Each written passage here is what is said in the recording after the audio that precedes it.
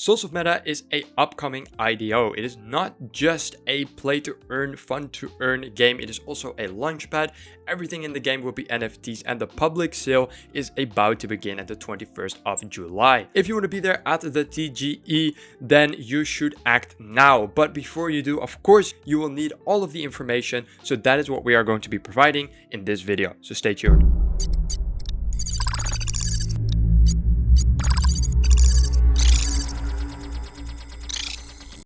Hey, what's up you guys? My name is Rick here at the DigitsClub. Here we do all sorts of reviews from IDOs to launchpads to market overviews, AMAs and much more. So you're definitely gonna want to subscribe to stay up to date with everything crypto related. You guys, today we're gonna look at Souls of Meta. The public sale, the TGE, is about to begin. So if you are interested in this project, then now is basically your last chance to get into it.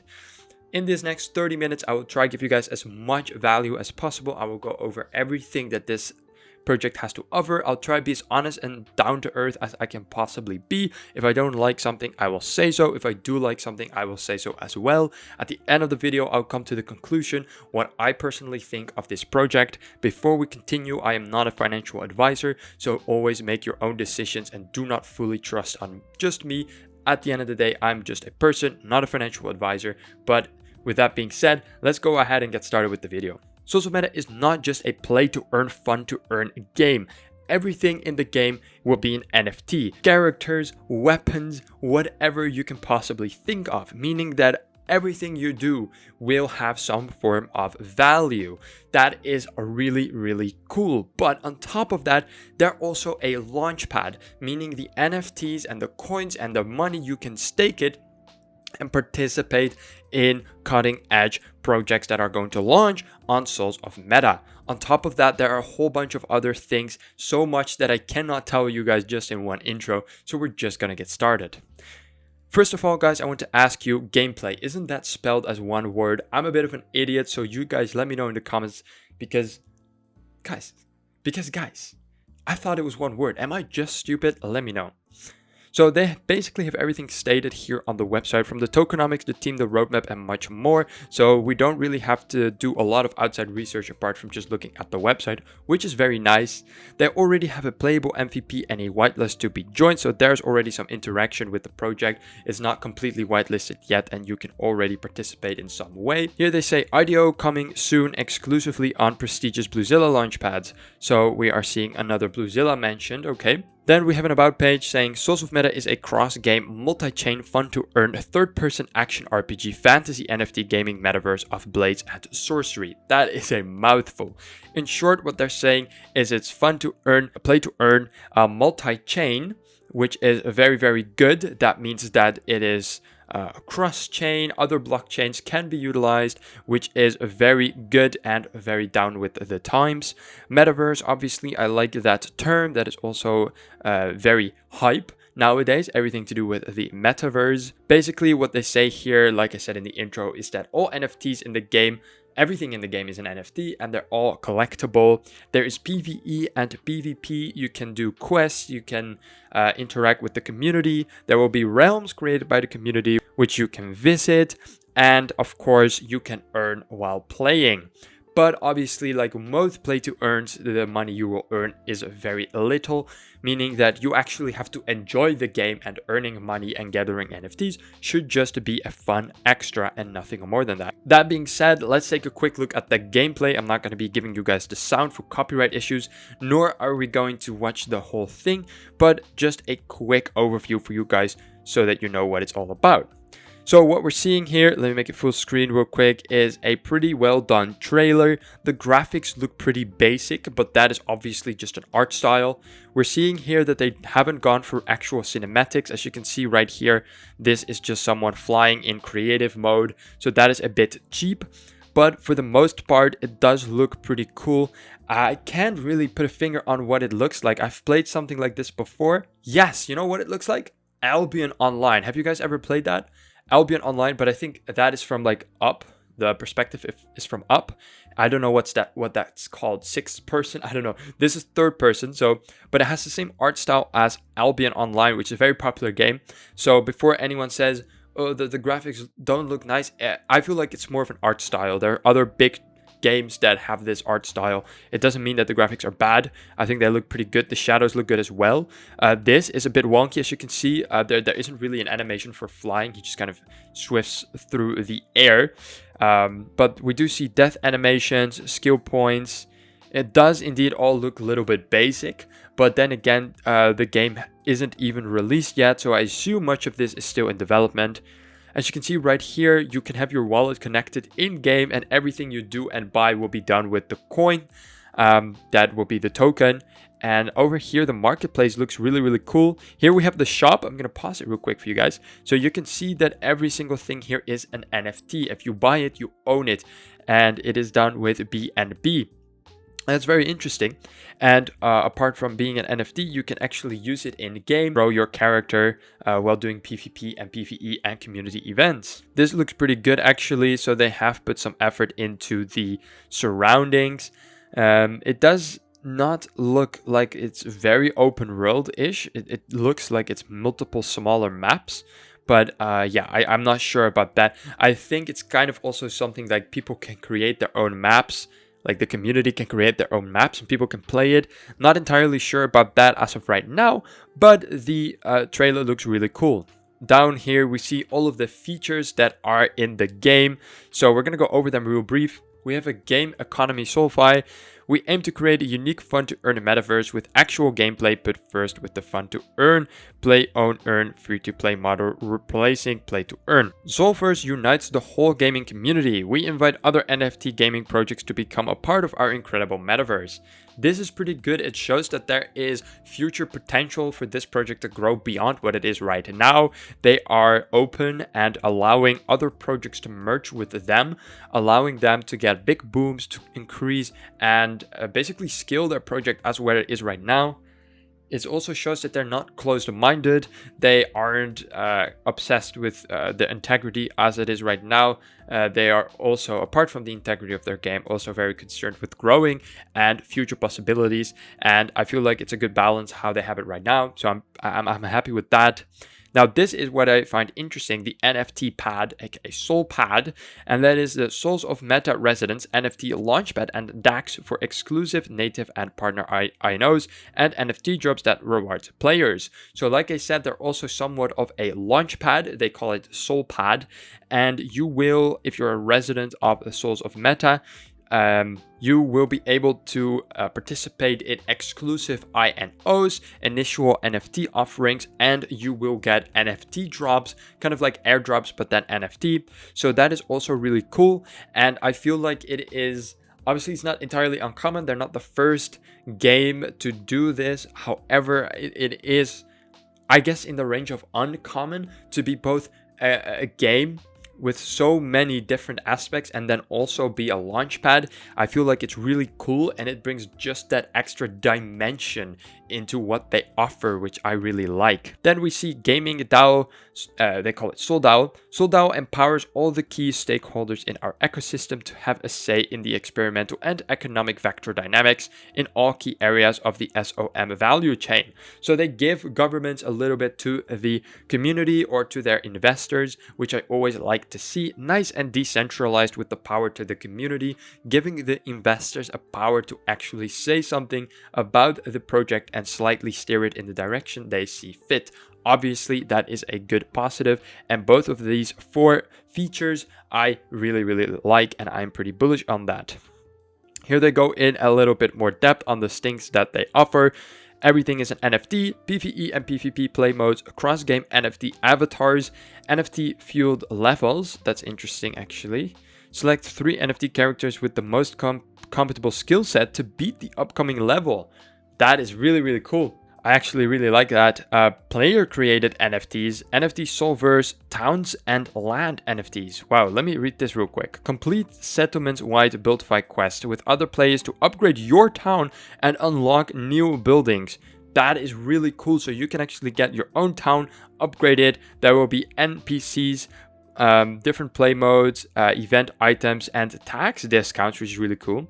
Then we see counselor NFTs. Build your own console by collecting console NFTs that act as unique non-playable characters and can provide powerful boosts to your overall gaming experience. So they have a lot of very cool ideas, and I'm very interested to see them put into practice, but on paper they sound really cool.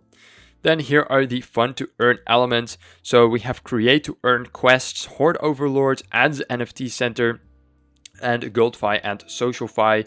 Look at this. You may create or join a guild. This is yet another cool aspect of the game, and they just keep stacking it. They just keep stacking all of the things they offer and all of the things that make the game and all of the blockchain behind it much cooler and nicer and fun to play. And it's important because if the game sucks, everything behind it kind of falls apart. The game is the core, and if the core is done well, the rest will usually follow suit. And it looks like they've put a lot of effort and emphasis on their game, so they have their directions right. So that is very good to see. Quests, create to earn, horde overlords, and ads NFT center, obviously also very cool benefits. There's more here. Bounty programs, staking scroll NFTs, NFT marketplace. Take note of this. Here, got some spare characters or equipment. You can sell them on their in-game marketplace to earn some sweet SOM, which is their token. You may also buy new characters, weapons, potions, land, and more from other players. So your tokens will obviously be used in game. You can use it to buy land, you guys. Land, towns, weapons, potions, characters, you name it, but you can also sell it. So if at any moment you're done playing, you don't want to play anymore, you could always just sell everything, get your money back, perhaps even make a profit. So it's really cool. Then we see the NFT Launchpad. Stake your hard-earned SOM tokens and NFTs to get access to new cutting-edge gaming projects. We talked about that. And then daily missions NFTs. Each day you will receive tasks to maximize your earnings. So that is really cool. Story progress and other side missions will be given to you daily to earn more tokens, which ultimately will improve your character, power on the marketplace, or actually real-world money, of course, because they're tokens. And every token has a price in the real world. So really cool. Over here we see their tokenomics, and let's see, it's used to buy and trade in the marketplace.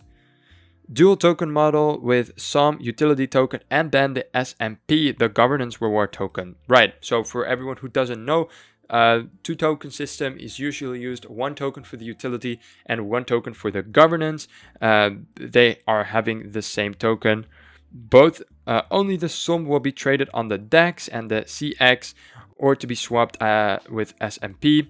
And obviously the governance reward token will not be buyable on any DEX. The SOM utility highlight. So this is their main utility token. What can you do with this token? It is used to buy and trade NFTs, allows to buy and upgrade NFT characters, weapons, is paid for advertising space and promotional events. That's cool.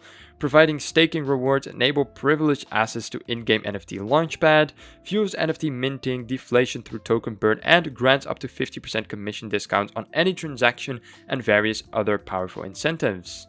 If we then click on the token model, we get brought to what seems to be a tokenomics page. Yeah, so here they go in on their double token, the utility. Yep. All right, here we have the sweet tokenomics. So let's dive into this. Their total supply is 3 billion, and their total raise is, I believe this is 1.6 million. Yes, that's right. They put 2.5% in public and 3% in private. Very interesting to see. Usually the private is much more than the public, and they are putting them very close to each other, which is interesting. Strategic and seed only being 2.5 and 3%. Again, usually these are much bigger than the public. Also very interesting to see. Probably because most of their tokenomics are put into the fund to earn, which is 14%, GameFi farming, which is also 14%, and the ecosystem growth, which is 9%.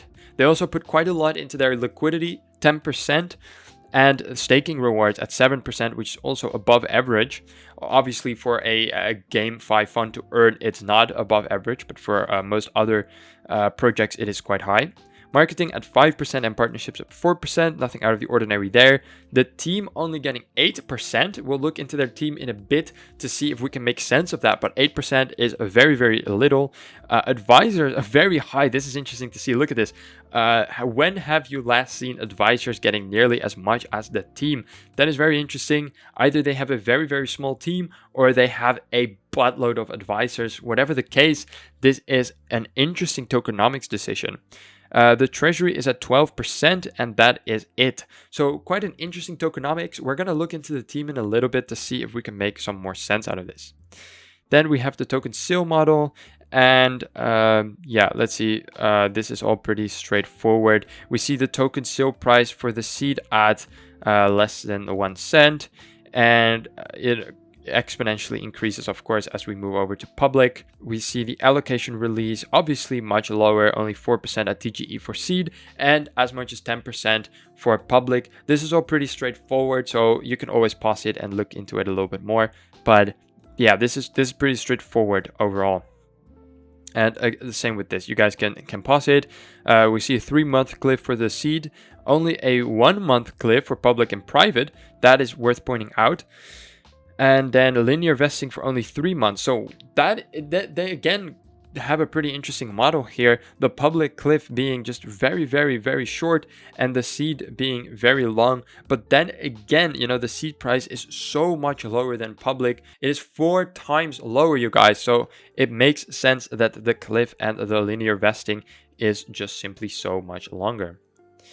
Then we see use of proceeds. We see 10% liquidity, 5% legal, 9% reserves, 45% product, 20% marketing, 5% CEX listing, and 6% operation. And then they have a QR code actually where you can join the worldwide community of SOM besties. It's pretty funny. Then here we see the core team. It is quite a large team. So the 8% would have made sense if it was a very small team, but we're seeing here just a core team of already 8 people.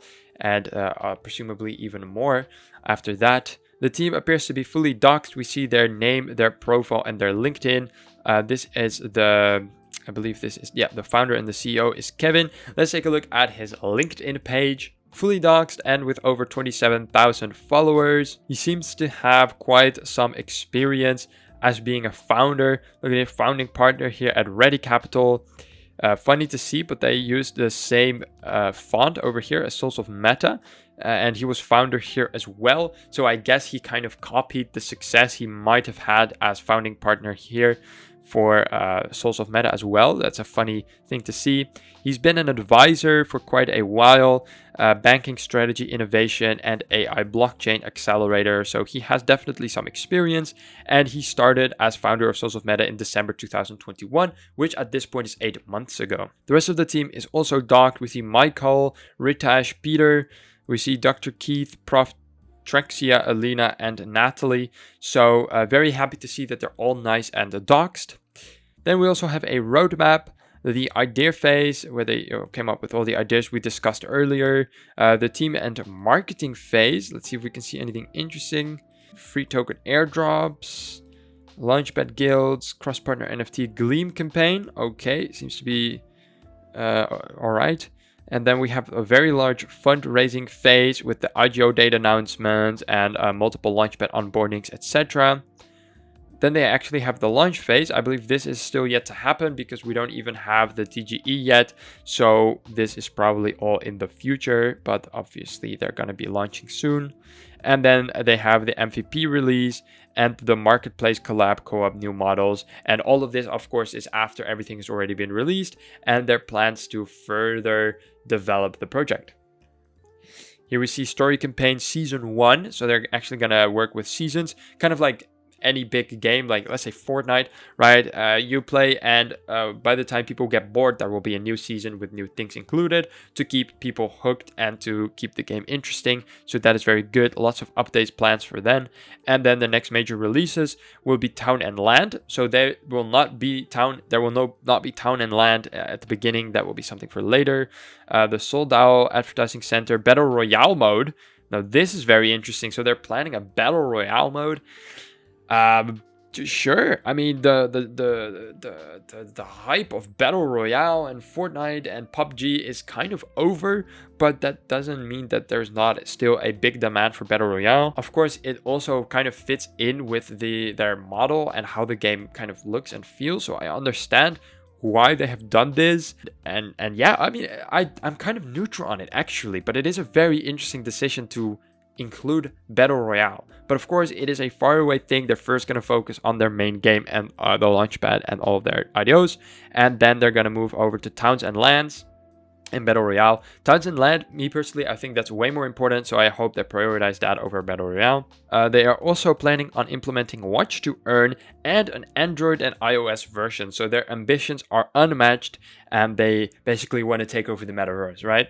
Then we see here their partners, as we saw in the beginning, Bluezilla, of course. So that is a big one. We see Binance NFT, Bitmart, Babylons, FishDAO, and a bunch more. We see here FADA. I believe it's FADA, but I'm not sure. CyberCity. So we see actually a lot of blockchain games here. Dragonland, and a bunch more. So lots of partners. Really cool to see.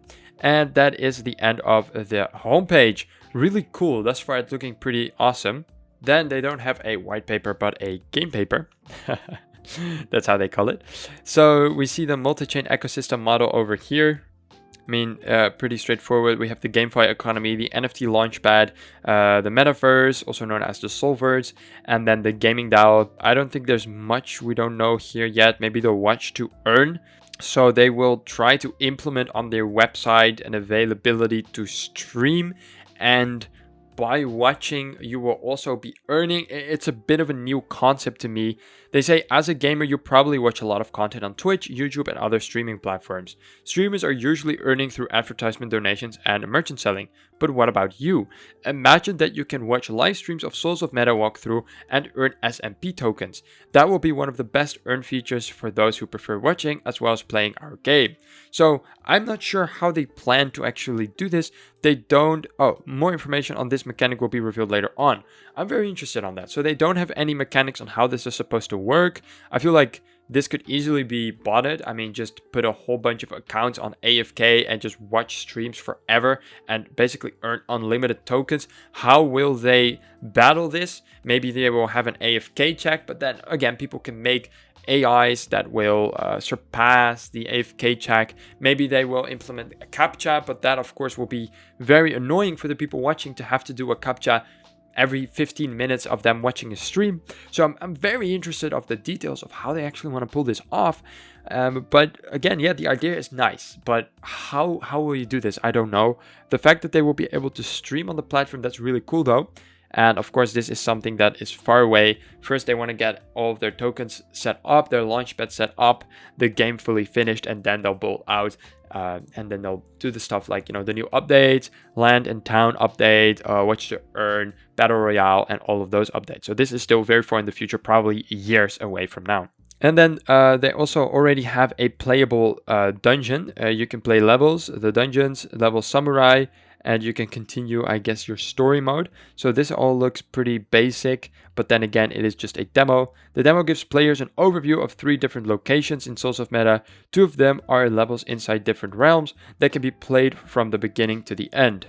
So then we have the dungeon and the samurai. All right, moving forward to their Twitter. I have a bunch of stuff to say about their Twitter. We see 44.3 thousand followers. That is a lot.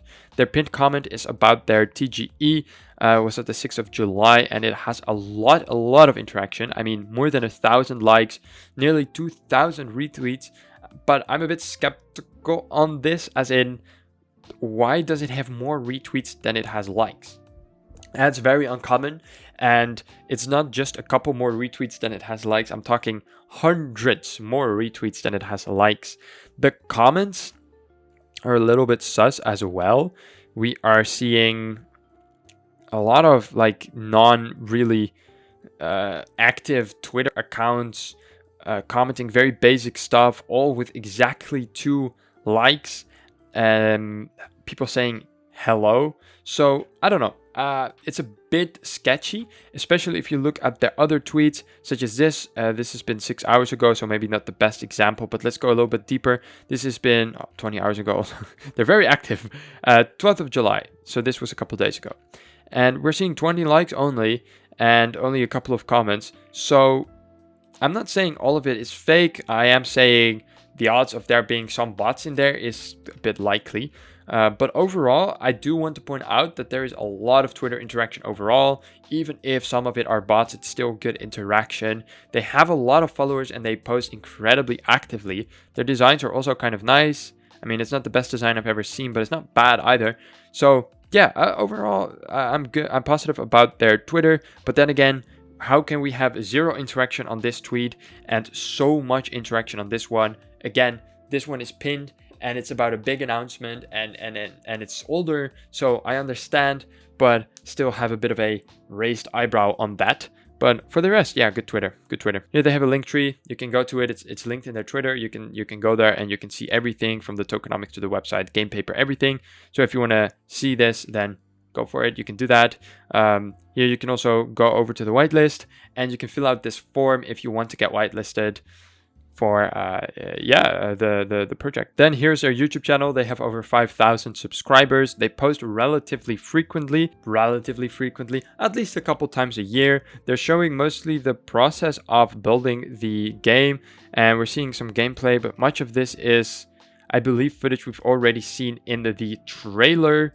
Apart from maybe this is in the public demo. This is the samurai level. So this is also been used in the trailer actually. So all of the stuff we see here on the channel has already been released in the trailer as well. Yeah, but the trailer, worth mentioning by the way, is only been posted 4 months ago. So all of this has been posted after the trailer. So first they posted the trailer and then they posted the actual footage that they used. They also have a Telegram. It's an announcement Telegram. They don't have an actual Telegram yet. So yeah, they have over 42,000 subscribers, which is a lot, meaning that there's obviously a lot of people interested in what they have to say and want to be up to date of all of their announcements. Finishing up here at Crypto Rank, they only have 6 people who have it on their watch list, so that's very little. The token seal is at the 25th of July 2022. They haven't set the raising yet, and this is how it's going to look. So in a couple of days, we'll have the token generation event, and I'm very, very curious on how that is going to turn out. Here you have the tokenomics, but we already looked at that. All right, everybody, thank you so much for watching to this video. This was pretty much a complete overview of the Souls of Meta game launchpad NFT collector, however you want to name it. Very interesting project. If I have to take everything together, what I have gathered thus far in this review, and make my personal own opinionated judgment, I would have to say that I'm at least a little bit excited. I don't think I like how the game looks. I feel like it does look a little bit cheap, but compared to other play to earn games, it's not even that bad. I like all of their utilities, and although their Twitter is a bit sus, it does look pretty well. Their team looks good as well, so I'm not negative about this project. But I'm also not going to go ahead and say that I'm super bullish on it. Me personally, I would say I'm neutral, a little bit more leaning towards positive. So that would be my own judgment. I think we don't really have a clear image until we've actually seen the token generation event and they've launched their first project and we have a little bit more information about their game. So yeah, for now, that is it. Thank you guys so much for watching. Please make sure to subscribe, like the video, and join our Discord. Turn on the notifications, and then I wish you guys an amazing, amazing day. And I'll see you all in the next one. Ciao, ciao.